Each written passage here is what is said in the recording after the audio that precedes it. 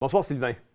Bonsoir Jean-François. On est content de te retrouver ce soir. On apprenait cette semaine, Sylvain, que le gouvernement fédéral avait annulé la taxe sur l'essence, puis les Canadiens pourront bénéficier d'une baisse assez considérable. On parle de 18 cents de baisse à la pompe, mais le Québec n'y aura pas le droit. Mais non. Pourquoi on est les seuls au Canada à payer encore plus cher? Bien, ça, cette baisse-là, c'est en rapport avec la taxe carbone. Hein? Oui, c'est ça. Le Québec s'est soustrait, si on veut. Là. Il n'a pas embarqué dans ce système-là. C'est-à-dire que lui-même a chargé sa propre taxe, dans le fond, là, pour vulgariser ça. Aligné à la Californie. C'est ça. Donc, fait qu'à ce moment-là, lui, c'est lui, il faudrait qu'il enlève la sienne parce qu'elle n'est pas reliée avec celui du Canada. Puis, mais la Colombie-Britannique non plus? Parce que la Colombie-Britannique l'ont enlevé indépendamment du Canada. Oui, fait que le Québec aurait pu l'enlever aussi. T'sais, il n'était pas obligé de la laisser, il aurait pu... Mais ce que je veux dire, c'est que le Québec n'a pas embarqué là-dedans. Donc là, il sert du privilège de dire, bien, on n'est pas là-dedans. Il fait comme s'il n'y a rien entendu. Il n'y a personne qui en parle au Québec actuellement. Là. Mais comment t'expliques que François Legault refuse de faire pareil comme les autres provinces, puis devenir, par surcroît, la province qui va garder cette taxe-là, puis qui va contribuer peut-être à appauvrir encore plus les Québécois? Oui, bien là, on s'entend qu'il y a une question de déficit. Là. J'imagine que M. Legault, il cherche de l'argent un peu partout. Là. Je vois pas d'autre explication que ça, parce que c'est pas une taxe qui est populaire actuellement, là, on s'entend. Là. Là, on commence à en parler. Puis surtout qu'au Canada, c'est un peu comme le remboursement de TPS. Là. C'est-à-dire que, oui, il y avait une taxe, mais le gouvernement retournait des chèques un peu à peu près tout le monde, là, ou à peu près. Ce qui fait que ceux qui consommaient de l'essence payaient cette taxe-là, mais il y avait un certain remboursement. Ceux qui étaient complètement green, bien, qui se promenaient en vélo, tout ça, bien, eux autres, c'était un plus. Ouais. Les autres sont un peu pénalisés là-dedans. Là. Oui. L'argent de cette taxe-là, au Québec, va dans un fonds pour le changement climatique. Ouais. Mais est-ce qu'on sait vraiment où va cet argent, ou est-ce une caisse noire pour financer des projets douteux? Bien, là, c'est quand même pas si transparent que ça, là, dans le sens que oui, ça va pour le fonds vert, là, mais qu'est-ce qu'ils font avec? Il n'y a pas grand-chose. Là. Ils parlent de décarboniser beaucoup les compagnies, puis mettre l'hydroélectricité. C'est supposé d'aller là-dedans pour subventionner. Mais on n'a pas nécessairement tant de rapport que ça là-dessus. C'est une taxe qui est avantageuse pour le Québec, pour le gouvernement du Québec actuellement, parce qu'il y a tellement de déficit que lui, pourquoi il l'enlèverait? Ouais. Ouais. Si personne chiale. Tu sais, le problème, c'est toujours la redevabilité. On s'entend, là, le gouvernement du Québec, actuellement, ils ont des déficits, ils ont des surpassements de coûts, ils ont des... Tu sais, ça n'a plus de bon sens. Il n'y a plus rien qui marche, puis ils continuent à charger puis à augmenter les taxes. Les déficits, puis les taxes, puis ça finit plus. Ouais. Fait que c'est une question de mauvaise volonté, mais comme il a été élu tellement avec une grosse majorité, les élections ne sont pas tout de suite. Il y a encore un gros 2 ans avant que ça vraiment ce soit problématique. Fait qu'en 2 ans, tu sais, Sylvain, on a souvent parlé du modèle québécois, mais avec des taxes qui nous isolent du reste du pays. Est-ce que c'est encore un modèle ou c'est davantage devenu un carcan économique? Bien, on nous a toujours vendu l'idée, on paye plus de taxes au Québec, mais on a plus de services. Ça a toujours été ça. Ouais? Mais on s'aperçoit depuis plusieurs années maintenant, là, que ce soit au niveau de la santé, que ce soit au niveau de l'éducation, c'est les 2 plus gros volets, là, bien, c'est pas vrai qu'on est mieux qu'ailleurs. Ouais. On paye énormément plus, puis on a égal ou beaucoup moins de services que d'autres provinces, avec un budget une imposition beaucoup plus basse. Ouais. Fait qu'on est en train, mais ça ne peut qu'être de la mauvaise gestion. Puis on ne parle pas juste du gouvernement de M. Legault, on s'entend, là, avant, il y a eu les libéraux pendant une dizaine d'années. Avant ça, il y a eu les péquistes. C'est pas d'aujourd'hui que la santé va pas bien. Il n'y a aucun gouvernement qui a réussi à revirer ça, mais ils ont tout le temps continué à augmenter les taxes. Ouais. Là, ils nous parlent de couper 1,5 million dans la santé. Comment ça peut... 1 milliard, c'est ça, 1,5 milliard dans la santé. Mais on n'a pas l'intention de le redresser parce que c'est impossible. Je pense que c'est impossible. Qu'en qualité de gens qui peut être au pouvoir, c'est parce qu'ils soient des ordres plus hauts qu'eux autres, parce qu'il n'y a pas un chrétien sur la terre qui ne serait pas capable de remettre de l'ordre vraiment. Écoute, c'est une question d'entrée d'argent versus sortie d'argent. On fait des coupures, on dégraisse l'appareil de l'État. Je ne sais pas, mais à quelque part, à un moment donné, là, moi, on ne peut plus remplir avec... On peut plus... c'est facile de dire on n'est pas capable. Non. N'importe quel homme sensé qui est bon en mathématiques est capable de dire, il rentre ça d'argent, il en sort plus. Maintenant, s'il en sort plus, on doit faire des compressions budgétaires pour ramener... Écoute, on en parle un peu plus tard, là, mais je pense que juste en intérêt sur la dette, on doit être à 46 milliards à payer cette année. C'est énorme. Fait qu'il y a une mauvaise gestion. Puis, il n'y a pas juste une mauvaise gestion, il y a une mauvaise volonté d'arrêter, justement, cette hémorragie-là. Là. Ouais. Mais on a vu, là... Puis là, tout est embriqué ensemble, là. On a vu que là, le ministre du Travail veut enlever un certain droit de grève à beaucoup, beaucoup de travailleurs. Bon, bien, c'est sûr qu'il va enlever le droit de grève parce que là, il va renégocier avec beaucoup de corps et métiers. Ouais. Puis ces gens-là, bien, ils disent, le gouvernement s'est voté 30 d'augmentation, on veut pas moins. On a vu, ils ont offert 21 aux policiers, ils ont refusé, puis ils ont finalement réussi à avoir ce qu'ils voulaient avoir. Fait que c'est sûr que si tous les salaires augmentent, à un moment donné, la capacité de payer, elle vient que... Mais tu sais, tu parles de ça, Sylvain. Tu te présentes en politique, je fais l'annonce, là. Ouais. Les élections vont être déclenchées dimanche, le 23 mars. Tu te présentes pour le Parti conservateur du Canada. Ouais. Fait que c'est une première pour toi, c'est une première campagne, et puis on est vraiment content que tu puisses vivre cette expérience-là. Mais tu parlais de fardeau fiscal. Et moi, je veux juste qu'on regarde, j'ai préparé une charte, là. Le Québec, j'ai pris, tout ce que je montre sur la charte est basé sur la classe moyenne, là, 60 000 de salaire par année que quelqu'un ferait. On parle de l'impôt fédéral de 20,5 %. On parle de l'impôt provincial au Québec de 14 % pour ceux qui font 60 000 par année. On parle de 34 %. Il y a la taxe de vente, la TPS qui est revenue, puis on en reparlera parce que ça, c'est le fait qu'elle soit revenue en février, on est parti de 1,9 % d'inflation en janvier, puis on a bondi à 2,6 en février. C'est majeur. On parle des cotisations sociales de 13,7. Ce qui amène le fardeau fiscal, c'est plus ou moins vrai parce que c'est pas tout le monde qui consomme peut-être la même chose, mais en moyenne, on parle d'un fardeau fiscal de 63, quasiment 2 %. Fait que quelqu'un qui fait 60 000, son fardeau fiscal est à peu près à 63,2. Il est imposé à 35-40 %. À quelque part, à un moment donné, ça ne drive plus tout ça. Nos chiffres montrent que le Québec est l'endroit au Canada où on paye le plus d'impôts. Écoute, en Alberta, là, ils sont à 30 %. 30 % d'impôts pour la même chose. Là.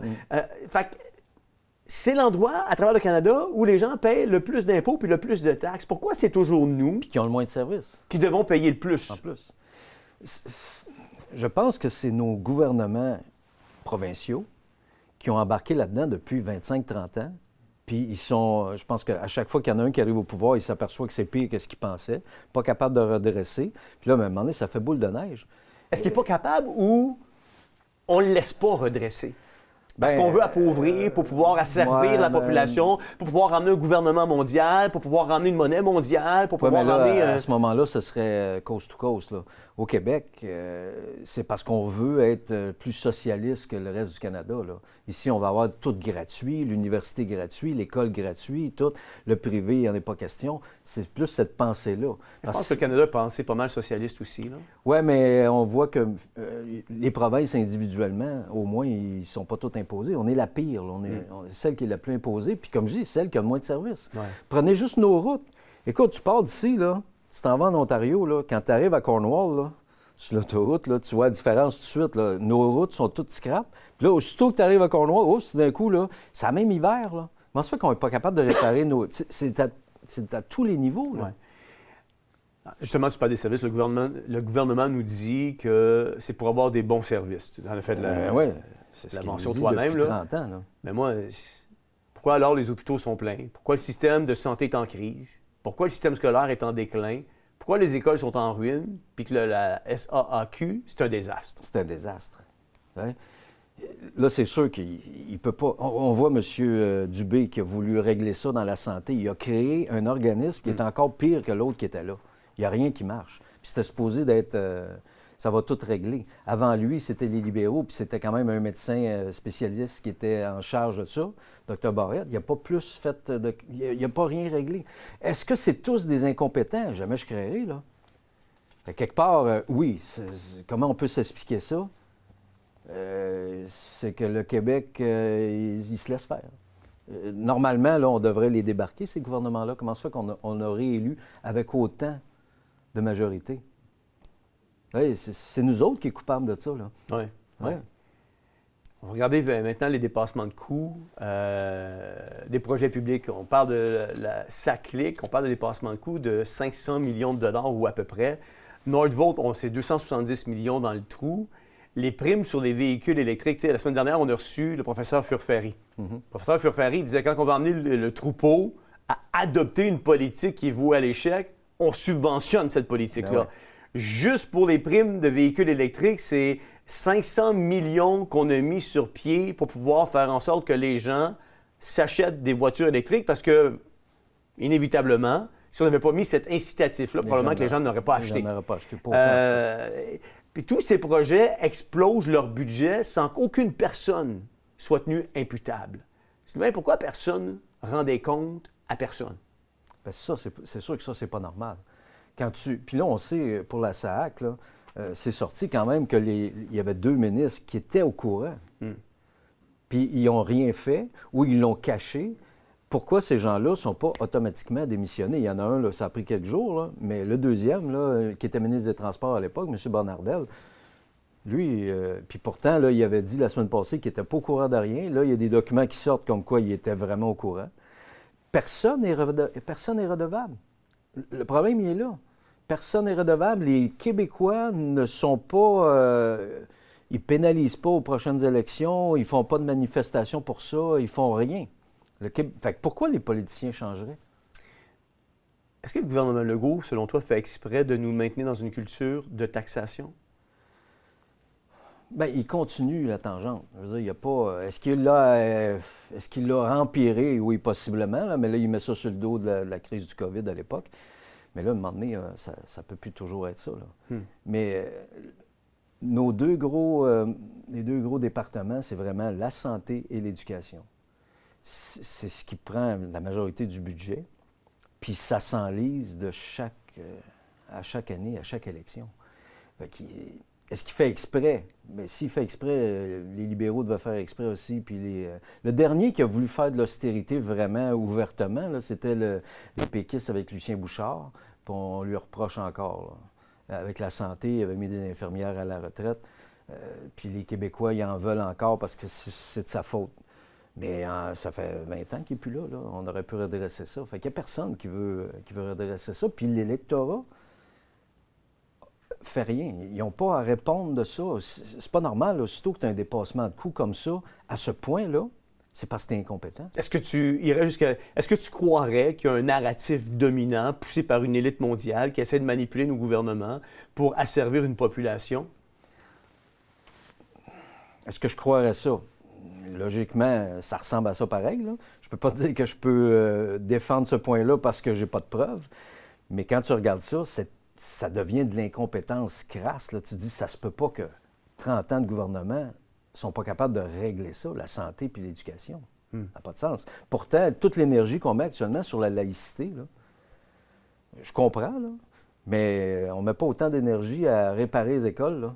On n'en parle jamais dans les journaux, on n'en parle jamais à la radio ni à la télé. Ouais. Pourtant, c'est atroce. Là. Moi, je te dirais, je comprends pas, justement. Non, mais je comprends leur idée. Là, je ne dis pas que je suis d'accord, mais je comprends l'idée de la laïcité, puis c'est donc grave. Là. Ouais. Mais je pense qu'il y a des écoles qui sont tellement désuètes que ce serait peut-être ça la priorité qu'ils devraient avoir.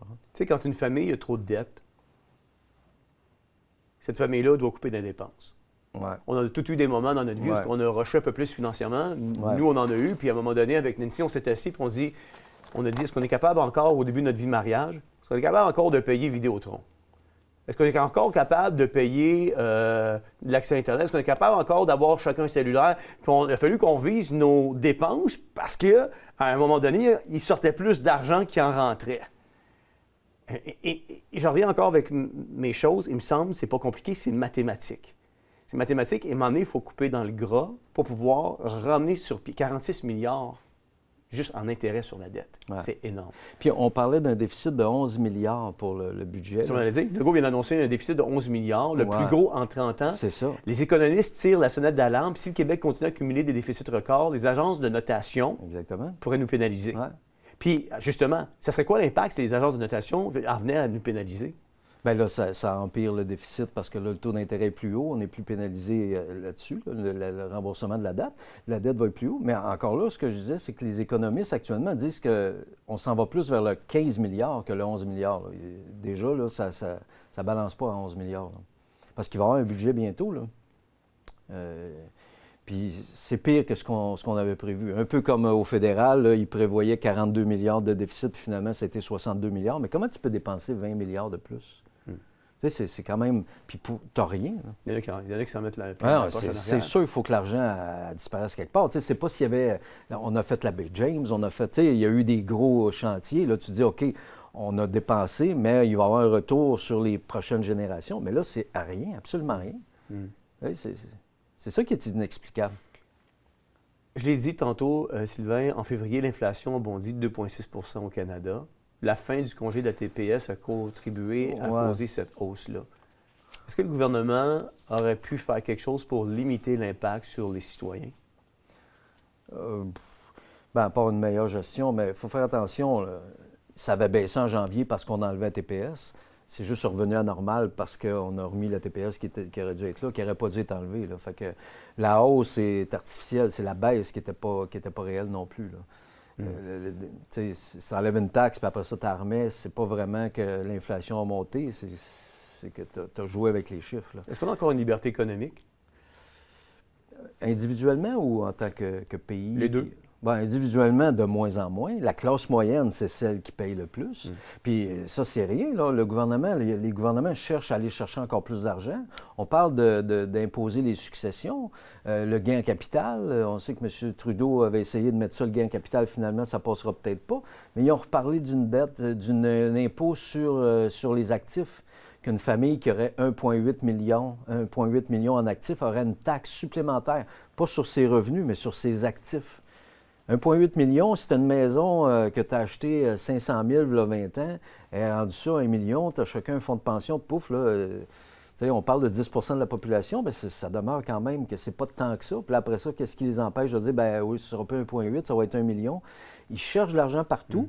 Au lieu de gérer mieux, ils taxent plus. Mais la taxation, on l'a vu à travers l'histoire, là, au Moyen Âge, puis tout ça, la question de taxe, ça a toujours été un problème. Ça a toujours été pour oppresser les peuples. Puis à un moment donné, c'est sûr qu'il y a une brisure. Est-ce que la brisure va être un nouveau ordre mondial? Mais c'est sûr qu'il va arriver quelque chose. On ne peut pas continuer comme ça pendant les 100 prochaines années. Définitivement. C'est pratiquement impossible. Il y a un phénomène qu'on force d'admettre qui prend de plus en plus d'ampleur. On voit de plus en plus de travailleurs, de familles et d'entreprises partir soit en Ontario ou même des amis proches à moi qui sont partis en Alberta parce que c'est plus avantageux. Est-ce que le Québec risque de se vider si ça continue comme ça? Bien, le Québec ne se videra pas parce qu'il va y avoir probablement de l'immigration qui va remplacer, mais on va perdre nos meilleurs travailleurs. On va perdre nos usines, on va perdre tout ça parce que les usines sont... Tu sais, les employeurs aussi sont pénalisés fiscalement. Ce n'est pas seulement l'employé. C'est tellement compliqué au Québec d'avoir une moyenne entreprise, toutes les taxes, les permis, les ci, les ça. Moi, je regarde à mon bureau, là. Je vais te donner juste un exemple, c'est nouveau, là, parce que tu as le municipal aussi. Moi, ça fait des années que j'ai mon bureau dans la ville de Longueuil. Là, cette année, ils m'ont dit « Hey, tu as une pancarte. » Ça, c'est l'année passée. Tu as une pancarte, donc c'est 1 300 $ pour avoir une pancarte dans le poteau. OK? Là, cette année, ils sont revenus, le même 1 300, mais là, j'ai du lettrage dans ma porte. Service financier à ce goulet. Là, c'est un autre 1 000 $ pour le lettrage. Mais j'ai dit, c'est nouveau, ça? Ouais. Tu sais, ils cherchent à taxer partout, là. Tu sais, ça finit plus. Fait que les entreprises, à un moment donné, ils se disent, bien, regarde, si je serais en Ontario, si je serais au Nouveau-Brunswick, j'aurais pas ça, puis j'aurais des employés pareils. Ouais. C'est sûr que le fardeau fiscal est sur l'individu, mais s'il est aussi sur l'entreprise, on en perd du monde aussi. Oui, définitivement. Fait qu'on va se ramasser, peut-être pas avec moins de monde, mais moins de travailleurs. Là, il y a une grande partie du budget du Québec qui dépend de l'argent qu'on reçoit ou qu'Ottawa nous envoie. Ouais. On appelle ça la péréquation. Péréquation. C'est 13,3 milliards en péréquation 2024-2025 que ça représente. Non, excuse-moi, en péréquation, c'est 13,3 milliards de dollars que ça représente en péréquation. Qu'est-ce qui arriverait? Qu'est-ce qui se passerait si demain, le fédéral décidait de couper ce montant d'argent-là au Québec? Bien, c'est-à-dire que c'est une entente. Ils ont voulu le réévaluer là, l'année passée ou l'année d'avant. M. Legault il s'est opposé là, parce qu'on est extrêmement avantagé avec la péréquation. Oui. Style, l'Alberta, il faut qu'elle donne de l'argent, puis nous autres, on en reçoit, puis c'est tout ça à cause du pétrole. C'est que ça pénalise actuellement, ce système-là, ceux qui se gèrent bien. On s'entend, l'Alberta, il paye moins d'impôts parce qu'il se gère mieux, là, le déficit, puis il profite du pétrole, mais il en profite. Nous autres, on ne veut pas rien savoir de ça. Mais on veut l'argent du Alberta. Mais on veut l'argent parce que les autres sont obligés de nous envoyer dans le 14 milliards. Ce que l'Alberta disait, c'est qu'il y en a 8 milliards qui viennent de chez eux et ils ne nous aiment pas trop. Mais c'est sûr que le gouvernement Legault, il conteste la réévaluation de tout ça. Est-ce que c'est normal que le Québec soit considéré actuellement comme une province BS? Dans le fond, là, on est dans les provinces pauvres, on est dans ceux qui reçoivent le plus. Là. C'est pas normal. Non. Tu sais, c'est illogique, là. L'Ontario devrait être la plus grosse, on s'entend, c'est normal, mais le Québec ne devrait pas être l'équivalent des provinces maritimes. Là. Ouais. Ça n'a pas de bon sens. Là. Tu commences une campagne dimanche. Oui. Dans le même comté que Yves-François Bien Blanchet. oui, j'ai été approché par l'équipe de M. Poilievre pour me présenter dans le comté de Belleuil-Chambly, comté de M. Yves-François Blanchet. C'est un beau défi. Pourquoi? Bien, c'est quelqu'un qui est important là, dans la figure politique actuellement. C'est un beau défi pour moi. Ouais. Ouais. Qu'est-ce qui t'a amené à te sauter en politique? L'idée de vouloir influencer, de vouloir faire quelque chose. Ouais. Parce que si on est juste là à rien faire, c'est sûr que j'aurais pas le pouvoir absolu, là, on s'entend, mais au moins je me dis, si je peux avoir un impact, ben ça vaut la peine. C'est de grosses chaussures, Yves-François Blanchet? Oui, mais c'est pour ça que je dis, tant qu'à s'impliquer, c'est un défi, c'est motivant. Bien, on te souhaite la meilleure des chances dans cette campagne-là. On va sûrement avoir l'occasion de se reparler de toute façon entre maintenant et la fin de la campagne. Définitivement. Pour nous faire part de tes impressions sur le terrain, ce que tu entends, ce que tu vois, puis tout ça en même temps. Ouais. Bien, bonne chance, Sylvain. Merci. Merci d'avoir été avec nous ce soir. Merci. Vous savez, j'ai misère à croire qu'après les 30 dernières années, on n'a toujours pas été capable de mettre de l'ordre dans nos finances publiques. Je vois, moi, là-dedans, beaucoup plus une malveillance ou une gestion qui dépasse justement nos gouvernements, qui sont justement aujourd'hui les marionnettes de ces élites mondiaux-là, de ces globalistes-là, et qui suivent un plan de match afin d'arriver à asservir nos pays occidentaux pour pouvoir faire la promotion éventuelle d'un gouvernement mondial, d'une monnaie mondiale, d'une religion mondiale, puis de l'avenue de toute cette oppression-là sous l'arrivée de l'Antichrist. Moi, je pense beaucoup plus ça, parce que c'est impossible qu'on ait juste des incompétents, là. On a des incompétents, certes, mais on a des incompétents qui sont des marionnettes asservies et qui écoutent justement les ordres qui sont énoncés, donnés par quelque chose de plus grand ou des gens qui sont plus grands que nos politiciens actuellement. Parce que si on avait voulu vraiment attaquer le système de santé, on l'aurait fait. Dans un monde où l'économie vacille et où l'incertitude grandit, il est naturel de ressentir de l'anxiété. Pourtant, la Bible nous rappelle en Philippiens 4,6 de ne s'inquiéter de rien, mais en toute chose de faire connaître nos besoins par des prières, des explications et des actions de grâce. Vous savez, notre espoir ne repose pas sur les marchés financiers ou sur ce que nos yeux peuvent voir, mais sur un Dieu souverain qui pourvoit à nos besoins au quotidien.